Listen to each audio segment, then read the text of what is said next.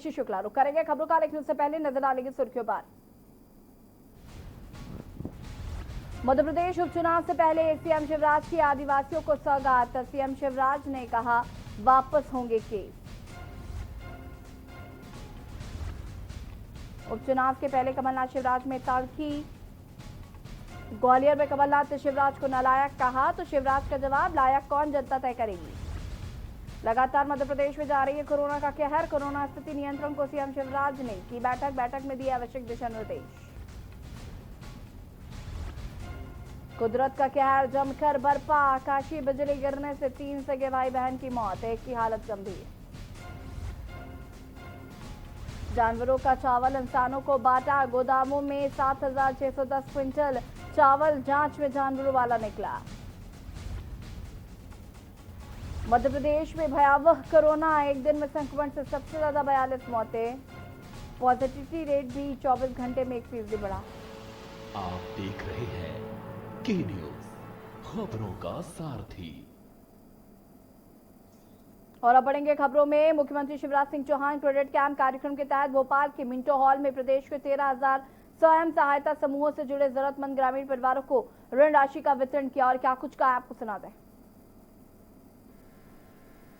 हमारे पंचायत और ग्रामीण विकास विभाग के अतिरिक्त मुख्य सचिव भाई मनोज श्रीवास्तव जी, एसएलवीसी के संयोजक,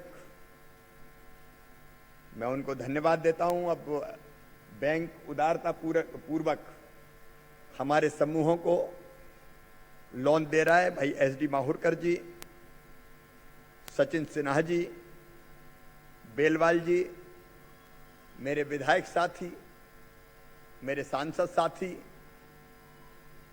हमारे आजीविका मध्य प्रदेश राज्य ग्रामीण आजीविका मिशन से जुड़े हुए मेरे सभी अधिकारी साथीगण और पूरे प्रदेश भर में आज लाखों की संख्या में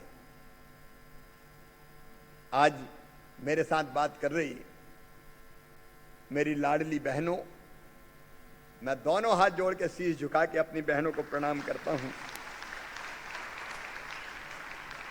और ये प्रणाम केवल भोपाल के लिए नहीं, प्रदेश के कोने कोने में जहां भी मेरी बहनें हैं उन बहनों को कर रहा हूं।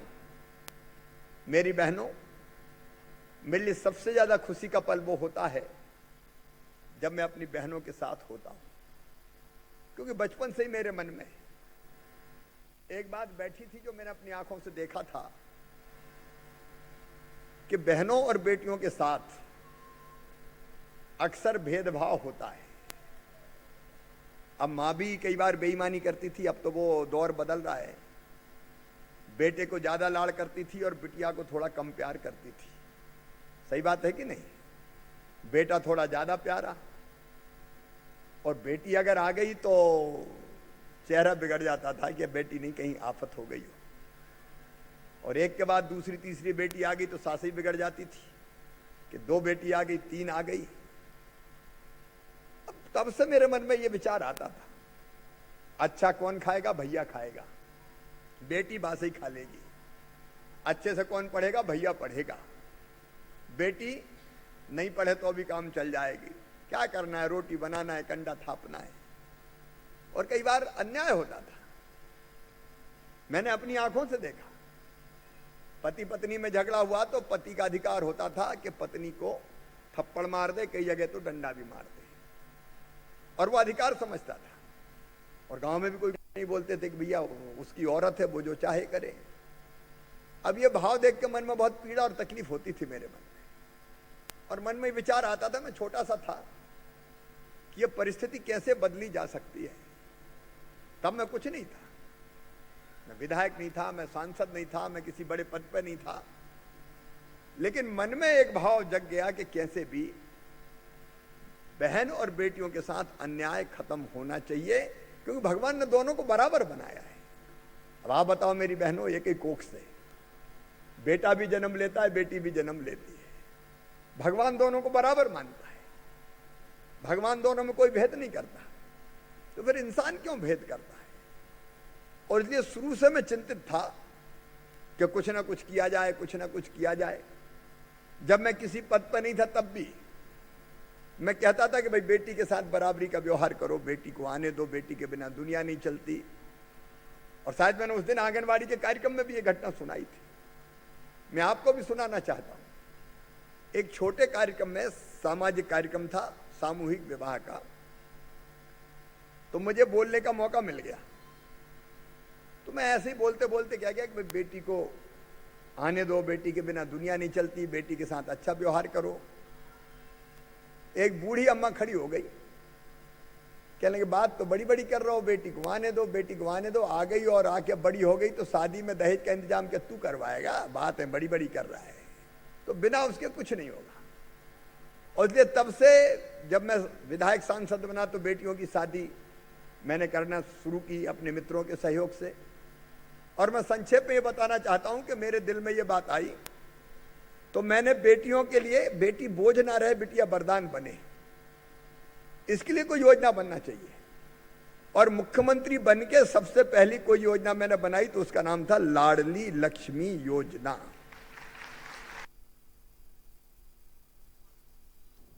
मध्य प्रदेश में विधानसभा उपचुनाव में आदिवासी मतदाताओं की अहमियत को देखते हुए उन्हें साधने की कोशिश शुरू हो गई है। मुख्यमंत्री चौहान भोपाल में वनाधिकार उत्सव को संबोधित कर रहे थे। उन्होंने वनाधिकार पत्र बांटे और वनाधिकार पुस्तिका का लोकार्पण किया। शिवराज ने कहा कि उन्हें अधिकारियों ने बताया कि शराब बनाने को लेकर आदिवासियों पर कई मुकदमे दर्ज किए गए हैं, जिन्हें वापस लिया जाएगा। और इसी तरह वनोपज चोरी, वन अधिनियम के छोटे जमानती अपराध, लकड़ी चोरी सहित जिन अपराधों में 1 साल या इससे कम की सजा का प्राविधान है, उन्हें वापस लिया जाएगा। अधिकार के पट्टे तो मिलेंगे और जनजाति मेरे बहनों और भाइयों की प्रगति और विकास के काम भी नहीं रुकेंगे। गांव कौन सा है आपका बहन जी? मिदावन करान मिदावन है। अच्छा अच्छा। परिवार में कौन कौन है आपके? 2 बच्चा है, एक बच्ची है। अच्छा अच्छा। एक बेटा, एक बच्चा और एक बच्ची है। 2 बेटा है, एक बच्ची है। अच्छा, 2 बेटा है। तो दोनों बेटा और बच्ची तीनों पढ़ रहे हैं कि नहीं पढ़ रहे हैं? पढ़ रहे हैं सर। बड़े लड़का लोग पढ़ाई छोड़ दिए हैं। अच्छा। छोट वाले लड़का जताहरी पढ़ रहे हैं। अच्छा। और छोट वाली बच्ची यहाँ कन्या परिषद में पढ़ रहे हैं, कन्या परिषद 12वीं क्लास। जी। अच्छा, बेटी की पढ़ाई में कन्या परिषद में कोई दिक्कत तो नहीं होती?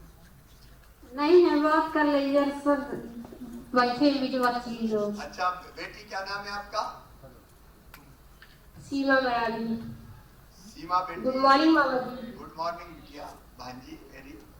खूब लाड़ प्यार मेरी बेटी के माध्यम से मेरी सभी भांजियों से, मेरे सभी भांजियों से, कि हमारे जो बेटे बेटी हैं, गरीब जनजाति बेटा बेटी, उनके लिए पढ़ाई के लिए छात्रावास, आश्रम शालाएं, बेटियों की पढ़ाई के लिए कन्या शिक्षा परिषद, एकलव्य विद्यालय, कई चीजें पूरे मध्य प्रदेश पे हमने शुरू की, इसलिए कि अपने बेटा बेटी की फोटो लगाते वो कितनी तेज है बिटिया। इसलिए मेरी बिटिया तुमको बहुत शुभकामनाएं, बहुत बधाइयां। और माता पिता को भी, बहन हमारी बैठी है नौरवती जी, आपको भी बधाई। आप बच्ची को, बेटी को भी पढ़ा रही, बेटों को भी पढ़ा रही। अभी तक डर बना रहता था कि जमीन का पट्टे नहीं है वनाधिकार का, अब वनाधिकार पत्र मिल जाएगा तो वो जमीन आपकी हो गई और आपके जैसे बाकी बहनों और भाइयों की हो जाएगी, जो मेरे सामने भी बैठे हैं और पूरे प्रदेश में मुझे देख रहे हैं और सुन रहे हैं। ये जमीन अब आपकी हो जाएगी। हवा सबके लिए बनाई, पानी सबके लिए बनाया, जमीनें सबके लिए बनाई, लेकिन कुछ बुद्धिमान और कुछ ताकतवर लोग, उन्हें अपनी बुद्धि और अपनी ताकत के दम पे कब्जा कर लिया दुनिया के संसाधनों पे। और जो भोले वाले सीधे साधे लोग थे वो वंचित रह गए, वो जंगल में रह गए। सबके लिए भगवान ने बनाया तो सबका हक क्यों नहीं होना चाहिए? और उसके 2 तरीके। एक तरीका जो पहले कभी कहता था जिनके पास छीन लो उनसे, लेकिन वो तरीका सही नहीं था। वो तरीका असफल हुआ। दूसरा तरीका है कि जो समर्थ है उनसे टैक्स लो और जो गरीब है उनको सस्ती सुविधाएं बांट दो। ऐसे गरीब भाई बहनों को आपको कई योजनाएं शुरू की। 1 रुपया किलो गेहूं, चावल, नमक, पट्टे का अभियान, बच्चों की पढ़ाई लिखाई, शिक्षा का इंतजाम। हक तो उनका भी है और उनका हक है, इसलिए उनको सस्ता मिलेगा, सुविधाएं मिलेगी, कोई एहसान नहीं है। और मुख्यमंत्री के नाते आज भी मैं कहता हूं, तो सबसे नीचे, सबसे पीछे, सबसे गरीब, उसके लिए सबसे पहले है। निकाय के लिए सरकार, इसलिए हक है, हमारा अधिकार है। और ये मेरा संकल्प और प्रतिज्ञा है कि मैं देख के रहूंगा चाहे कुछ हो जाए। फिर से नए युग का प्रारंभ होगा, प्रगति और विकास की नई राह बनेगी। आत्मनिर्भर मध्य प्रदेश का रोड मैप बना के उसमें हमारे ये गरीब भाई बहन भी आत्मनिर्भर हो जाए, सम्मान की जिंदगी जिए, इसका प्रबंध किया जाएगा।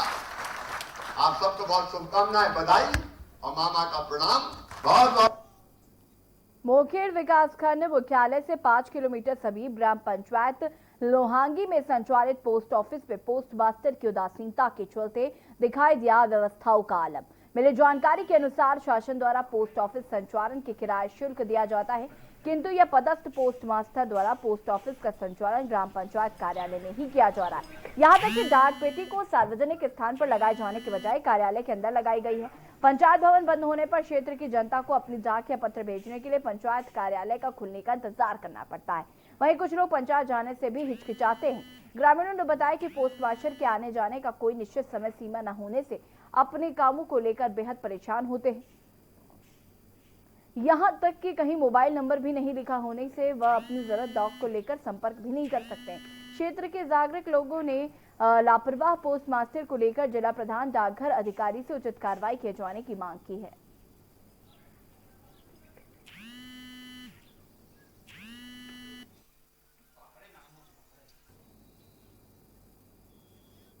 डबरा विधानसभा में उपचुनाव होने हैं और अब यहां पर चुनाव प्रचार भी चरम पर पहुंच चुका है, तो वहीं बयानबाजी भी अपनी रफ्तार पकड़ रही है। कांग्रेस प्रत्याशी के बयान पर मंत्री इमरती देवी ने पलटवार करते हुए कहा कि वो मेरे रिश्तेदार हैं और हम समधी भी हैं। राजनीति और टिकट अपनी जगह है, वो माने या ना माने, हमारे लिए वो रिश्तेदार हैं। जो ग्वालियर में सुरेश राजे ने एक बयान दिया है, उस पर मैं आपकी प्रतिक्रिया चाहता हूँ। उन्होंने कहा है कि हमारा सब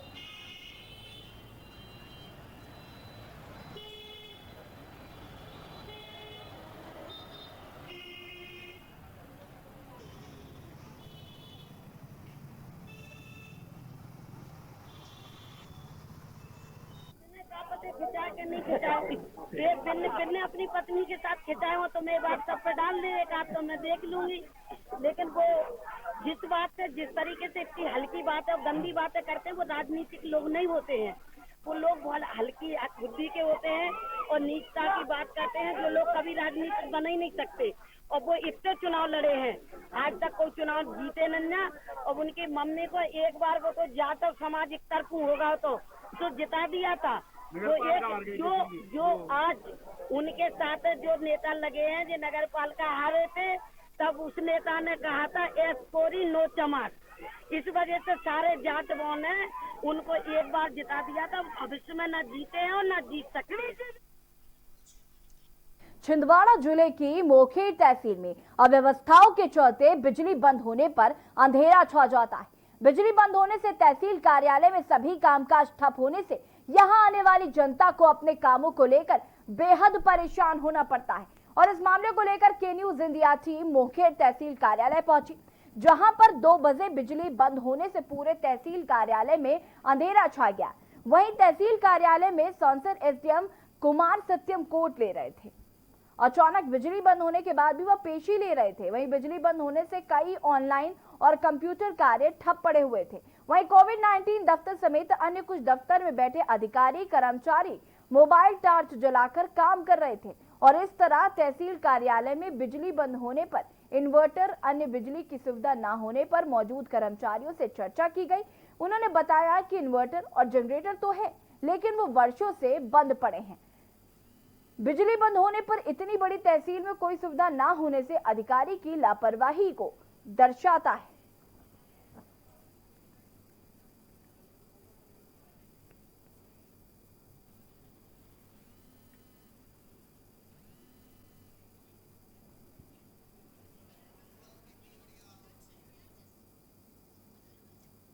चंदेरी विधायक गोपाल सिंह चौहान की मुख्य कार्यपालन अधिकारी द्वारा कार्यक्रम में की गई उपेक्षा को लेकर चंदेरी विधायक गोपाल सिंह चौहान ने अपने कार्यकर्ताओं के साथ राजकुमार शर्मा मुख्य कार्यपालन अधिकारी जनपद पंचायत ईसागढ़ को जमकर फटकार लगाई और यहां तक कह दिया कि आपको अपनी औकात में रहकर काम करना होगा। गौरतलब है कि वन अधिकार उत्सव में भोपाल से आए बैनर पोस्टरों में प्रधानमंत्री और मुख्यमंत्री के फोटो लगे हुए थे, जिस पर विधायक चंदेरी द्वारा किसी प्रकार की आपत्ति दर्ज नहीं की गई। लेकिन जो बैनर और पोस्टर जनपद पंचायत ईसागढ़ द्वारा आयोजित कार्यक्रम में लगाए गए, वो बैनर और पोस्टर तोड़ मरोड़ कर बनाए गए थे और उन पर ईसागढ़ चंदेरी विधायक को छोड़कर अन्य जिले के जनप्रतिनिधियों के फोटो लगे हुए थे, जिसको लेकर विधायक को गुस्सा था।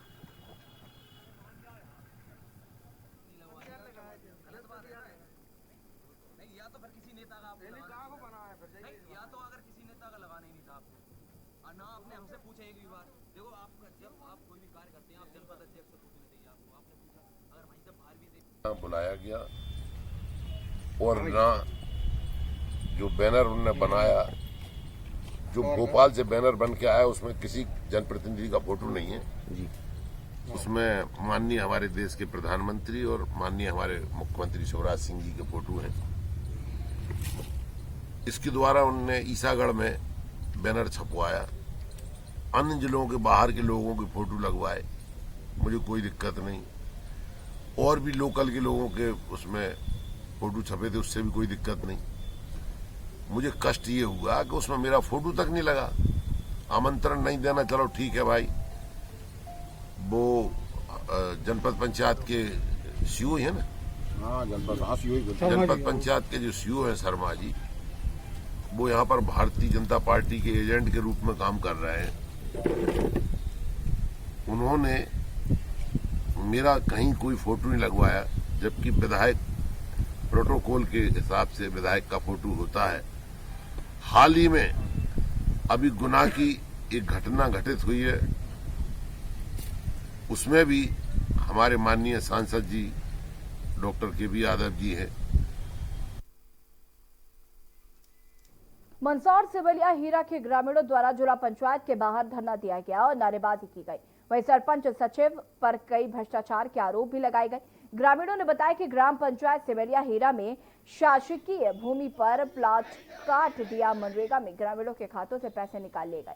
ग्रामीणों को मना करने के बावजूद उनको डराया धमकाया गया। आपको राशन कार्ड काट दिए जाएंगे। पीडब्ल्यूडी की भूमि पर भी पंचायत द्वारा पट्टे काट दिए गए, जहां पर लोगों द्वारा निर्माण कर लिए गए पुरानी डबरी को दिखाकर शासन को चूना लगाकर सरपंच सचिव द्वारा पैसे निकाल लिए गए। और भी कहीं भ्रष्टाचार के आरोप ग्रामीणों द्वारा सरपंच सचिव पर लगाए गए और इस मामले को लेकर जब सरपंच पति से जानकारी ली गई तो सरपंच पति ने बताया कि मेरे ऊपर जो भी भ्रष्टाचार के आरोप लगाए गए हैं वो गलत है और अगर कोई आरोप सत्य है तो साबित करें। शासन प्रशासन जो भी सजा देगा वो भुगतने के लिए तैयार है।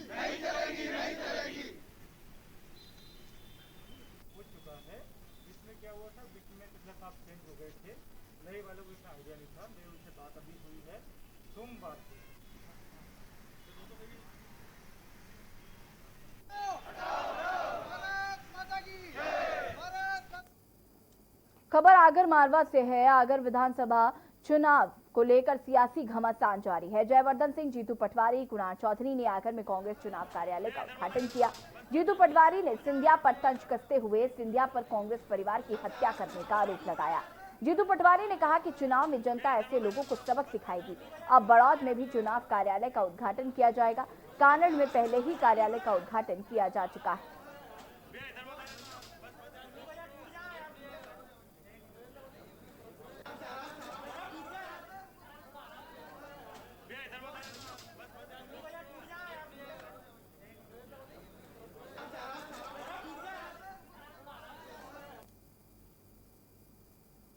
खबर भोपाल से है, जहां पर कृषि और किसान कल्याण मंत्री कमल पटेल ने पूर्व मुख्यमंत्री कमलनाथ पर जवाबी हमला करते हुए कहा कि जो अपने मंत्रियों और विधायकों का भरोसा ही नहीं रख पाए, वो अब जनता का भरोसा जीतने निकले हैं।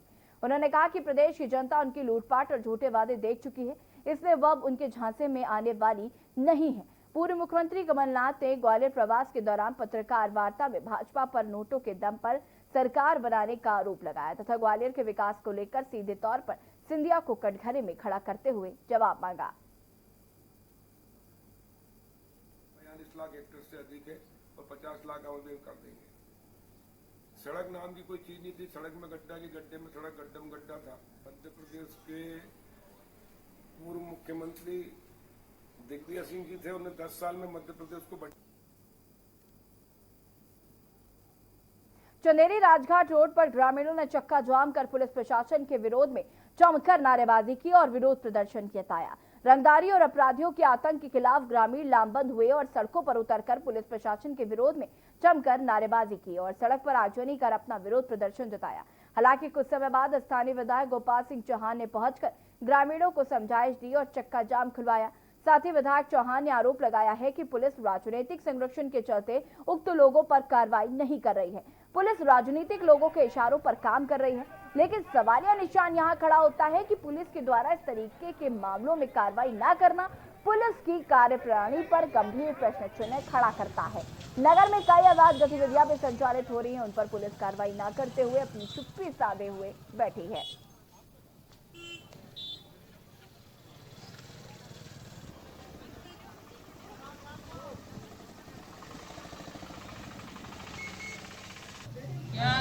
कल दिनांक 19 तारीख को शंकी जैन पिता सुनील जैन थाने में उपस्थित आके सूचना दी गई थी कि हमारे घर में एक देवी सिंह और अन्य साथी लोग आए थे, जिनके द्वारा इन लोग की बहस हुई और पैसे की मांग की गई है। इस संदर्भ में हमारे थाने में अपराध कायम कर दिया गया है। 327, 384, 456 और IT एक्ट की धारा भी बढ़ा दी गई है इसमें। और क्योंकि इनका अपना विरोध था, इसलिए इन लोगों ने ऐसा प्रकट किया।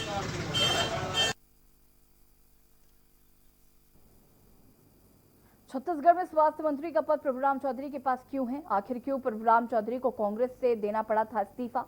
क्यों चौधरी को थामना पड़ा था बीजेपी का दामन? एक्सक्लूसिव आपको दिखाते हैं और सुनाते हैं। मैंने बोला था कि यहाँ हाई सेकेंडरी होना है, लेकिन कमलनाथ जी ने एक भी बात नहीं सुनी। ऐसी बहुत से कारण है जिसके कारण मुझे इस्तीफा देना पड़ा। ना तो आज अगर मेरी सुनवाई हो रही होती तो ना आज चुनाव की जरूरत थी। लेकिन मैं धन्यवाद दूंगा शिवराज जी चौहान को। 5 महीने में उनने इतने विकास के काम साथ एक दिन के अंदर एक फोन पे 2 रोड, 43 करोड़ का ये और 55 करोड़ का गढ़ी अहमदपुर। डिंडौरी जिले के शहपुरा विकासखंड के गनपुरा गांव में तालाब में डूबने से 3 बहनों की दर्दनाक मौत हो गई थी, जिसके चलते घर के आंगन से एक साथ 3 बहनों की अर्थी निकली।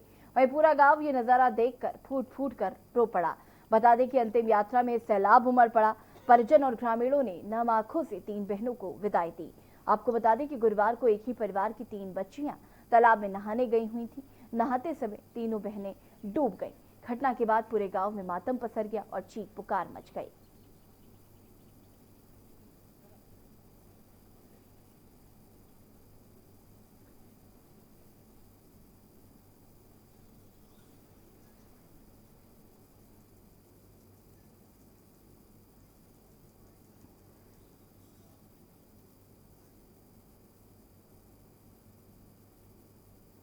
मध्य प्रदेश के बुलेटिन में फिलहाल इतना ही। देखते रहिए के न्यूज इंडिया। नमस्कार।